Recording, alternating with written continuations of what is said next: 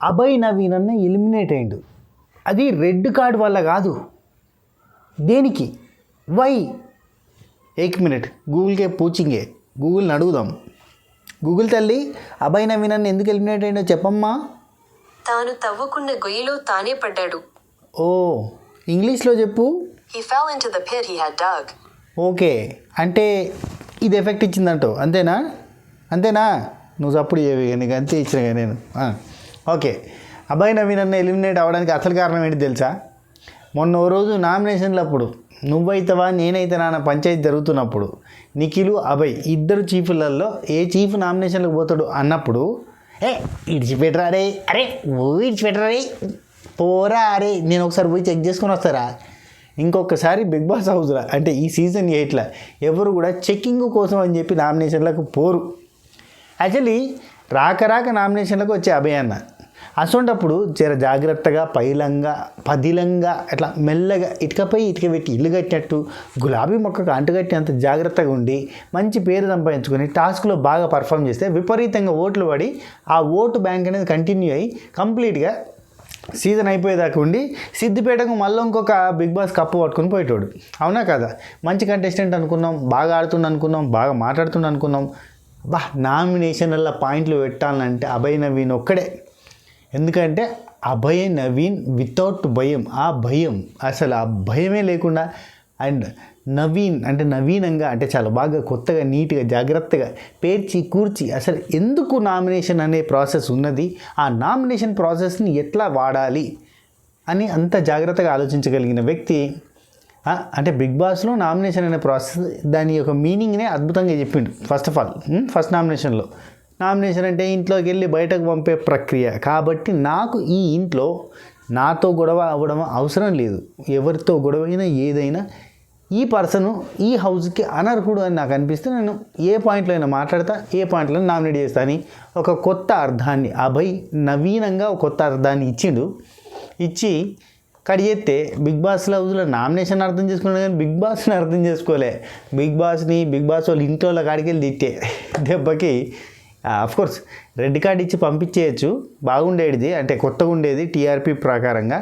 కాకపోతే మరి మనకి ఆల్రెడీ లీస్ట్లో ఉన్నాడు, ఎట్లాగో ఎలిమినేషన్ అతనే అన్నప్పుడు అతను రెడ్ కార్డ్తో పంపించే బదులుగా అఫీషియల్గా పంపిద్దాంలే అనుకొని, ఎందుకంటే ఇద్దరు కంటెస్టెంట్లను ఎలిమినేట్ చేయాల్సిన సిచ్యువేషన్ ఉంటుంది, డబుల్ ఎలిమినేషన్ పెట్టాల్సి వస్తుంది. లేకపోతే రెడ్ కార్డ్ ఇచ్చి ఒకరిని పంపినాం కాబట్టి ఎలిమినేషన్ క్యాన్సిల్ చేసినాం అంటే అది న్యాయంగా ఉండదు. బయటకు పోయి ఆల్రెడీ అన్ఫేర్ బిగ్ బాస్ అని చెప్తా, బయాస్డ్ బిగ్ బాస్ అని చెప్తా ఇంటర్వ్యూలలో అని చెప్పిన మనిషి ముంగట అన్ఫేర్గా ఎలిమినేట్ చేసినట్టు అనిపిస్తే ఇంకింత ఎక్కువ చెప్తే వాళ్ళకి పబ్లిసిటీ అనుకోరి. బిగ్ బాస్ టీం అంటే బిగ్ బాస్ టీం ఎట్లా ఫీల్ అవుతుంది తెలుసా? బయట వాడు నెగిటివ్ చేయని పాజిటివ్ చేయని పబ్లిసిటీ బై ఆర్జీవి గారు మా గురువు గారు అంటుంది బిగ్ బాస్ ఎప్పుడైనా. అయితే అభయ్ నవీన్ అన్న ఎలిమినేట్ అవ్వడానికి ఫస్ట్ కారణం ఏంటంటే సేమ్ గూగుల్ తల్లి చెప్పినాడు, తాను తవ్వుకున్న గొయ్యలు తానే పట్టాడు.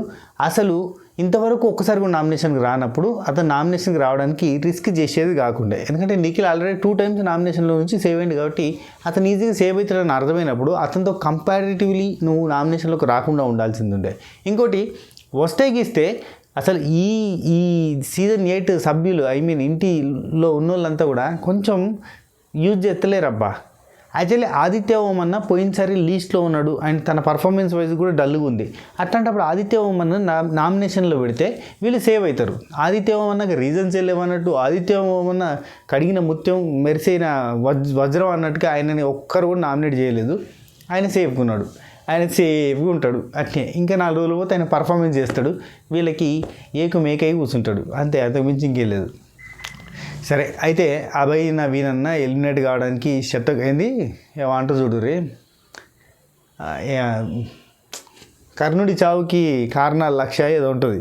ఆశాత్రంగా అభయ్ నవీన్ అన్న ఎలిమినేట్ కావడానికి 1 బిగ్ బాస్ని తిట్టుడు, 2 బిగ్ బాస్ ఇచ్చిన టాస్కుల్ని హేట్ చేయడు అండ్ రైటర్ల కాడికే లెక్క పెట్టుడు, 3వది టాస్క్లో పర్ఫార్మెన్స్ చేయకపోడు. యాక్చువల్లీ ఎవరో నాకు కింద ట్యాగ్ చేసిరబ్బా, అంటే ఇన్స్టాగ్రామ్లో ట్యాగ్ చేసిరు, మన Scene65_official అని ఇన్స్టాగ్రామ్లో పేజ్ ఉంటుంది, చూడు ఫాలో గారి.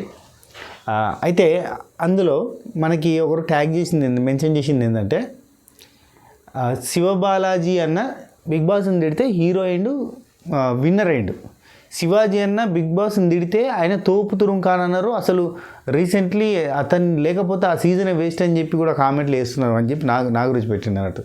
అయితే ఇప్పుడు అభయ్ నవీన్ అన్న తిడితే నీకు అంత పగన పగ అన్నట్టు మీ ఊరోని నువ్వే తిట్టుకుంటున్నావు అన్నట్టుగా చెప్పారయ్యా. అయితే వన్ సెకండ్ గొంతులో కిచ్చి మ్యాటర్ ఏంటంటే బిగ్ బాస్లో ఉన్న కంటెస్టెంట్స్లో నాకు ప్రతిసారి చాలామంది ఫ్రెండ్స్ ఉంటారు, ఊరోళ్ళనే కాదు చాలామంది ఫ్రెండ్స్ ఉంటారు. దానిలో మా ఊరోడు, మా ప్రాంతం ఓడు, మా కులపోడు, మా మతపోడు ఇవన్నీ ఉండేవి మన దగ్గర. మనంతా స్ట్రైట్ ఫార్వర్డ్. ఎంతోమంది ఫ్రెండ్స్ సీజన్ 5 నుంచి చూస్తారు. ఎంతోమంది ఫ్రెండ్స్ బాగా క్లోజ్ రిలేషన్లో ఉన్న వాళ్ళు వెరీ వెరీ క్లోజ్ వాళ్ళకే మనం ఆపోజిట్గా చెప్పాల్సి వచ్చింది. తప్పదు. ఎందుకంటే that was the Bigg Boss game. అక్కడ వాళ్ళు ఎట్టుంటే అట్లా చెప్పాల్సి వస్తుంది.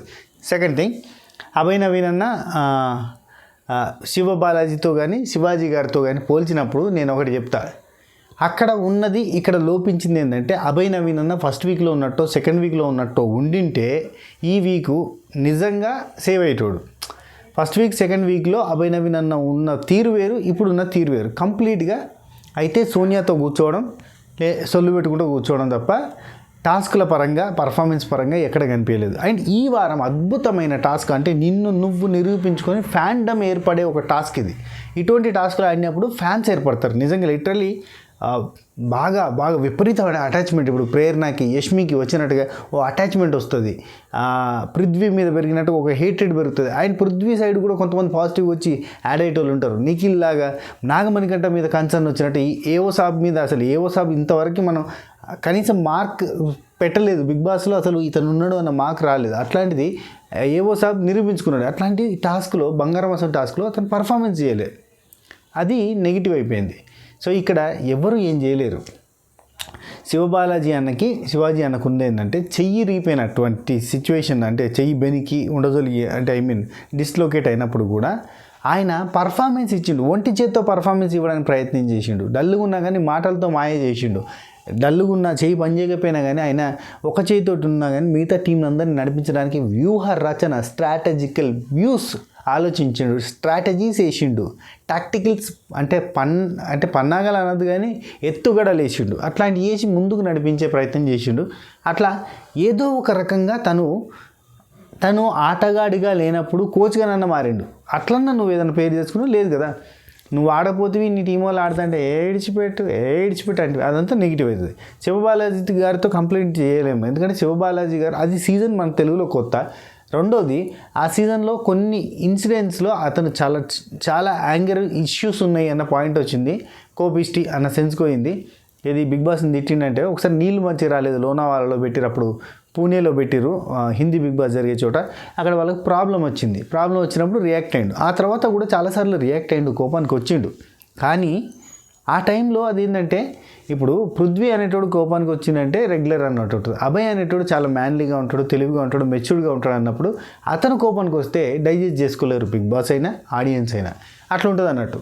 ఒక్కొక్కరిని ఒక్కొక్క కేటగిరీలో చూస్తారు. ఇప్పుడు నేనున్న పోయి సీరియస్గా రివ్యూ చేసి ఊగిపోతా అంటే ఆ ఊగిన కాడికి జాలితే తాళాలు పెట్టుకో చేతిలో ఊగితే గంతగానో ఊపొస్తుందంటే తాళాలు చేతిలో పెట్టుకో దాన్ని ఫిట్స్ అంటారని మీరే కింద కామెంట్ చేస్తారు. అట్లా ఎవడి స్టైల్ ఆడిది, అట్లా ఎవడి పంతాలో వాళ్ళని మెచ్చుతాం కాబట్టి వాళ్ళని అట్లనే ఉంచితే వాళ్ళు అట్లనే ఉంటే బాగుంటుంది. అట్లా కాదు నా క్యారెక్టర్ ఇది, నా క్యారెక్టర్ అది అని చెప్పి టక్క షెఫ్లు అయితే ఏమవుతుంది.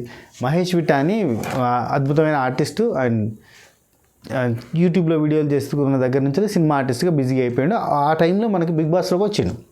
మనం బయట మహేష్ విట్టని ఎట్లా చూసినాం, చాలా ఫన్నీగా, చాలా జోవియల్గా, చాలా ఎంటర్టైనర్గా చూసినాం. కడియెత్తే ఆడికి పోయిన తర్వాత చాలా సీరియస్గా ఉన్నాడు, డైజెస్ట్ చేసుకోలేకపోయారు వాళ్ళు. అంతే కదా. అమిత్ ఉన్నాడు, అమిత్ బయట చాలా పెద్ద విలన్ లెక్క చూసినాం. ఆడికి పోతే చాలా soft and silent and cute and nice. ఆయనేనా అది కాదు అదే ఇది అన్నట్టుగా అయిపోయింది. అవేమో 2 వారాలు ఏమో సాఫ్ట్గా కనిపించిండు, మెచ్యూర్డ్గా కనిపించిండు. 3వ వారం అంటే చాలా యాక్టివ్గా కనిపించిండు, టాస్క్లు ఆడిండు. 3వ వారం వచ్చేసరికి డల్గా ఉన్నాడు, సైలెంట్గా ఉన్నాడు, సొల్లు పెడతా ఉన్నాడు. At the same time big బాస్ని తిడతా ఉన్నాడు. టాస్క్లలో పర్ఫార్మెన్స్ 0 ఉంది. That's enough. అండ్ మీదికెళ్ళి నామినేషన్లో ఉన్నప్పుడు ఏది చేయకూడదో, నామినేషన్లో లేనప్పుడు ఏం చేయాలో అది చేసిన అన్నట్టు అట్లా. ఇంకోటి సంచాలకగా ఫెయిల్యూర్. అభయ్ నవీన్ సంచాలక ఫెయిల్యూర్ అదే టాస్క్లో ఫెయిల్యూర్. సెల్ఫ్ గోల్ చేసుకున్నాడు నచ్చుతుంది. సెల్ఫ్ గోల్ అంటారు. సెల్ఫ్ గోల్ అంటే తెలిసి మనమే ఎవరో వచ్చి పొడవాల్సిన అవసరం లేదు, నన్ను నేను పొడుచుకుంటానంటే అయిపోయింది. అది ఇదిదా మ్యాటర్. అభయ్ నవీన్ అన్న ఫ్యాన్స్ ఎవరన్నా ఉంటే సారీ బై, ఏమనుకోకరి వెళ్ళిపోయాడు. అభయ్ నవీన్ అన్న బజ్ ఇంటర్వ్యూ నడుస్తుంది ఆల్రెడీ. ఈ టైంకి బజ్ ఇంటర్వ్యూ అవుతుండొచ్చు, అయిపోవడానికి వస్తుండొచ్చు. 6:30కి షూటింగ్ అయిపోయింది. అభయ్ నవీన్ అన్న బయటకు వచ్చి బజ్ ఇంటర్వ్యూలోకి పోయిండు. దాదాపు ఇంకో 10 నిమిషాలలో బజ్ ఇంటర్వ్యూది ఖతమైపోతుంది. టాటా వీడుకోలు, గుడ్ బాయ్, ఇంకా సెలవు. ఆ భయ్ మనం ఈ ఫస్ట్ డే ఎప్పుడైతే నామినేషన్లో నేను పోతా అని చెప్పి తీసుకున్నాడో అప్పుడే అన్నాం అయిపోయిందిరా భయ్ అని. ఆ భయ్ అయిపోయింది భయ్. సరే, ఈ వీడియో నచ్చితే లైక్ చేయండి, షేర్ చేయండి, కామెంట్ చేయండి, సబ్స్క్రైబ్ చేసి గంట కొట్టే ప్రయత్నం చేయరు. లైక్ చేస్తేనే ఈ వీడియోకి వ్యూస్ వస్తాయి, ఏ వీడియోకైనా వ్యూస్ వస్తాయి. మీ ప్రేమ, మీ ఆదరణ, మీ ఆప్యాయత, మీ అనురాగం, మీ అంబికా దర్బార్ భక్తి అన్నీ కూడా లైక్ల రూపంలో చూపించే ప్రయత్నం చేయరు. అంబికా దర్బార్ భక్తి అన్న ఎందుకన్నా తెలుసా? అమ్మని మర్చిపోలేం, అంబికా దర్బార్ భక్తిని మర్చిపోలేం.